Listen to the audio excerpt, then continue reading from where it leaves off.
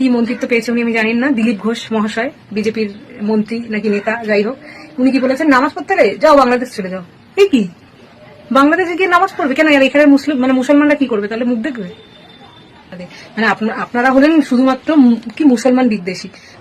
Red রোডে যোগার জন্য 7 দিন ধরে রাস্তা বন্ধ থাকবে, বুঝতে পারছেন?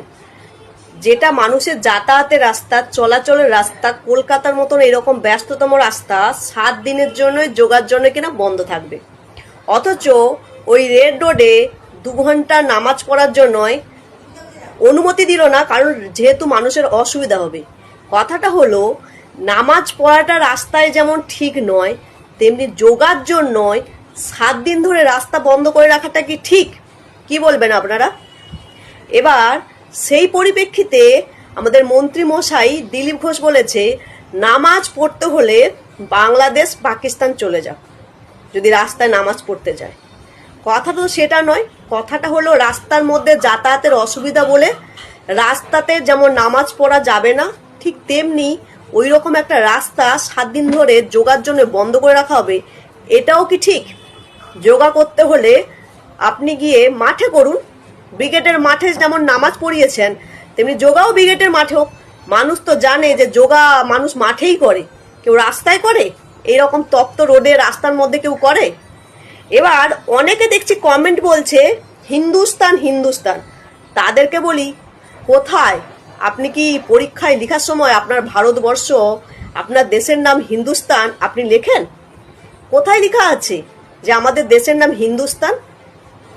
হিন্দুরা সংখ্যাগরিষ্ঠ হতে পারে, কিন্তু আমাদের দেশের নাম হচ্ছে ভারতবর্ষ। আর যেটা সংবিধানে পরিষ্কার করে লেখা আছে ধর্ম নিরপেক্ষ, বুঝতে পারছেন? তৃণমূলের শাসনকালে যখন মমতা ব্যানার্জি মুসলিমদেরকে নিয়ে মাতামাতি করেছিল, তখন আমি মমতা ব্যানার্জির বিরুদ্ধেও কথা বলেছিলাম। তখনও চেল্লাচেল্লি করে আমি মমতা ব্যানার্জির বিরুদ্ধে আঙ্গুল তুলে কথা বলেছিলাম। যেমন মমতা ব্যানার্জি মুসলিমদেরকে মাথায় তুলে মুসলিমদেরকেই ক্ষতি করেছে। মুসলিমদের যদি সব থেকে বেশি কেউ ক্ষতি করে থাকে সেটা হচ্ছে মমতা ব্যানার্জি। মুসলিমদেরকে জাস্ট ইউজ করেছে। তখনও যেমন আমি কথা বলেছি, ঠিক এখনো কথা বলছি, যেটা ন্যায় সেটা ন্যায়ের পক্ষে থাকবে। আইন হবে সবার জন্য। রাস্তা যেমন যাতায়াতের রাস্তা, সেটা যাতায়াতের জন্যই থাকবে। যোগার জন্য 7 দিন ধরে বন্ধ রাখা যাবে না, আর ঠিক তেমনি নামাজও রাস্তায় পড়া যাবে না। এবার অনেকে বলবে যে তুই মুসলিমদেরকে সাপোর্ট করছিস। মুসলিমদেরকে তো সাপোর্ট করে কথা বলছি না। আমি তো বলছি না যে নামাজটা রাস্তায় পড়া হোক। আমি বলছি নামাজ 2 ঘন্টার জন্য পড়লে অসুবিধা হবে। যেই ব্যক্তিরা চেল্লাচেল্লি করে রে করে উঠেছিল, তারা এখন যোগার সময় অন্য যুক্তি দেখাতে আসবে। এটা দ্বিচারিতা কেন? আইন হলে সবার জন্যই হোক, বুঝতে পারলেন? তৃণমূলের বিরুদ্ধে, শাসকের বিরুদ্ধে কিন্তু আমি কম কথা বলিনি। আর এটাও জানতাম শাসকের বিরুদ্ধে কথা বলছি, সবাই আমাকে বিজেপি সাপোর্টার ভেবেছিল, কিন্তু আমি কথা বলেছি শাসকের বিরুদ্ধে, শাসক নিয়ে আলোচনা করেছি। ঠিক তেমনি তখন আমাকে সবাই ভাবতো বিজেপির সাপোর্টার, কিন্তু আমি কোনো দলকে স্পেসিফিকভাবে সাপোর্ট করে কথা বলি না, বুঝতে পারলেন? এখন এই যে আমাদের মন্ত্রী মশাই বলছে বাংলাদেশ চলে যাও, পাকিস্তান চলে যাও, কেন? তারা ভারতবর্ষের মানুষ, তারা বাংলাদেশ বা কেন যাবে, পাকিস্তান বা কেন যাবে? তারা এদেশে জন্মেছে, তাদের অধিকারে তারা এদেশে থাকবে। বাংলাদেশও যাবে না, পাকিস্তানও যাবে না। যারা বাংলাদেশ থেকে এসছে তাদেরকে আপনারা এসআইআর এর সময় তাদেরকে বের করে দিয়েছেন। তারা কি এখানে থেকেছে? থাকতে পারেনি তো। তাই ভারতবর্ষে যারা জন্মেছে তারা ভারতবর্ষেই থাকবে, বুঝতে পারলেন? মন্ত্রীমশাই, আপনি এই কথাটা কিন্তু একদম গাইড জোরি করে বলতে পারেন না। আইন কিন্তু সবার জন্য সমান। বিজেপিকে মানুষ ভরসা এবং বিশ্বাস করে ভোট দিয়ে নিয়ে এসছে। এরপরে যখন মানুষ ভোট দেবে, কাজ দেখে ভোট দেবে। তাই বলছি, আপনাদেরকে মানুষ ভোট দিয়েছে যাতে শিক্ষার উন্নতি হয়, স্বাস্থ্যের উন্নতি হয়, যাতে পড়াশোনা উন্নতি হয়, যাতে স্কুলগুলো যে বন্ধ করে দিয়েছে স্কুলগুলোর উন্নতি হয়, যাতে নিয়োগ প্রক্রিয়া যাতে দুর্নীতি না থাকে, কর্মসংস্থান হয়, শিল্প আনবেন, এই সমস্ত জন্যই কিন্তু বিজেপিকে ভোট দিয়েছে। এখন শুধু শুধু ধর্মের দোহাই দিলে হবে না, বুঝতে পারলেন? অন্নপূর্ণা ভাতা, এই ভাতাটা নিয়েও আপনারা যা ঝোলাচ্ছেন, লক্ষ্মীর ভান্ডার নিয়ে মানুষ কিন্তু এত সমস্যায় পড়েনি। আমি বলেছি ভাতা নয় চাকরি চাই, ভাতা হলো ভিক্ষা, আমি বলেছি। এখন সেই ভাতাকে আপনারা দিতে চাইছেন, ঠিক আছে, অসুবিধা নেই, মানুষ ভাতা পেয়ে এসছে তাই আপনি ভাতা দিতে চাইছেন, কিন্তু সেটা নিয়েও আপনারা এখনো অবধি সেটা সাকসেসফুল হচ্ছেন না। একের পর এক নিয়ম চেঞ্জ করে যাচ্ছেন, বুঝতে পারলেন? তাই বলছি আপনারা এমন কাজ করবেন যাতে মানুষের না মনে হয় যে আমরা ভুল করেছি, ভোট দিয়ে ভুল করেছি, বুঝতে পারছেন? আর এটাও মাথায় রাখবেন, মানুষের ভোটেই কিন্তু আপনারা ক্ষমতায় এসেছেন, তাই মানুষদেরকে করবেন না, রাগাবেন না। সরকার আজকে আছে কালকে নেই, গদি যে কোনো মুহূর্তে উল্টে যেতে পারে, বুঝতে পারলেন?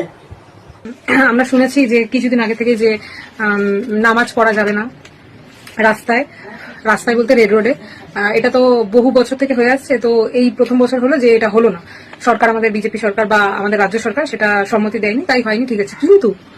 কিন্তু নামাজ আদা করা যাবে না বছরে, সেটা একবার কি দুবার হবে, কারণ প্রত্যেকদিন তো, হ্যাঁ আমি মানছি যে প্রত্যেক শুক্রবার করে রাস্তায় হয়। আমাদের এখানে ওই ইনফ্রাস্ট্রাকচার নেই, বা এখানে বড় বড় মসজিদ বা মানে কি বলে ওটাকে, মসজিদই তো বলে, হ্যাঁ ওইসব জায়গায় এত মানুষের একসাথে বসার বা এত মানুষের নামাজ পড়ার জায়গা নেই, তাই জন্য হয়তো তাদেরকে রাস্তায় বেরিয়ে নামাজ পড়তে হয়। আমি মানছি সেটা একটা প্রত্যেকটা মানুষের একটা ট্রাভেলের ব্যাপার হয়, আমি সেটা নিয়ে অস্বীকার করছি, ঠিক আছে, সেটা আমি মানলাম। কিন্তু এই যে বছরে একবার কি দুবার যে রেড রোডে যে জিনিসটা হয়, সেটা কতক্ষণের জন্য, 0.5 ঘন্টা 1 ঘন্টা, সেটা ঠিক আছে বন্ধ করে দিয়েছেন, ঠিক আছে, সরকারের যেটা মনে হচ্ছে সরকার করেছেন। কিন্তু এর আড়ালে 7 দিন রাস্তা বন্ধ করে যোগা হবে, মানা যায়? কেনা কে চাতে হ্যাঁ আপ, মানে কি বলবো, সরকার কি বুদ্ধি ভ্রষ্ট হয়ে যাচ্ছে নাকি, আমার ঠিক মাথায় ঢুকছে না। এগুলো কারা করে, এগুলো বাচকানা হারকাত, এগুলো মানে কি বলবো, মানে বাচ্চারা করে। ও আবার আরেকজন কে আছে, কি মন্ত্রিত্ব পেয়েছে উনি, আমি জানি না, দিলীপ ঘোষ মহাশয়, বিজেপির মন্ত্রী নাকি নেতা, যাই হোক, উনি কি বলেছেন, নামাজ পড়তে গেলে যাও বাংলাদেশ চলে যাও। এই কি, বাংলাদেশে গিয়ে নামাজ পড়বে কেন? আর এখানে মুসলমানরা কি করবে তাহলে, মুখ দেখবে? মানে আপনারা কি কি হিসাবে যে কথাগুলো বলেন, কাকে বলেন, মানে মাথায় ঢোকে না সত্যি কথা। আপনারা কি করতে মন্ত্রিত্ব পেয়েছেন, কি করতে আপনারা সরকারে বসে আছেন, কি দায়িত্বে আছেন, মাথায় ঢুকছে না সত্যি কথা। এগুলো কোনো কথা হলো? আবার কি কয়েকজনকে দেখলাম কিছুদিন আগে ডিফামেশন দিয়েছে যে আমাদের এখানের কি শিলিগুড়ি না কোথায়, আমাদের এখানে কোনো মুসলমান মেয়েদেরকে অন্নপূর্ণা ভান্ডার দেওয়া যাবে না। আগে হিন্দুরাই পাইকটা দেখুন, তারপর তো মুসলমানদের দেবে। কি অদ্ভুত ব্যাপার, ডিফামেশন বার করছে মুসলমান মহিলাদের যেন অন্নপূর্ণা ভান্ডার না দেওয়া হয়, কারণ আমাদের ইলেকশনে ওরা কোনো সহযোগিতা করেনি। তো আপনি ভাবেন কি করে ইলেকশন হবে মানে সব ভোট যে কোনো এক জায়গাতেই পড়বে? এটা হয় কখনো? হয়? কখনোই হয় না। সবারই একটা আলাদা আলাদা ব্যক্তিগত পছন্দ থাকতেই পারে, সেটা কম পাক বেশি পাক সেটা আলাদা ব্যাপার, কিন্তু প্রত্যেকটা মানুষ আপনি মানে ভাবেন কি করে যে প্রত্যেকটা মানুষই আপনাদেরকে ভোট দেবে? আপনারা কারোর পছন্দ হতে পারেন, কারোর অপছন্দ হতে পারেন, ডাজেন্ট ম্যাটার। প্রত্যেকটা মানুষ আপনাকে ভালোবাসতে পারে না, আপনি টাকা না, ঠিক আছে, আপনি টাকা দিয়েও ভালোবাসা কিনতে পারবেন না। দেখলেন না মমতা ব্যানার্জি কি হলো, এত টাকা দিয়েও সেই যখন ইলেকশনের দিনকে ভোট দিতে যাচ্ছে লোকেরা কি বলছে,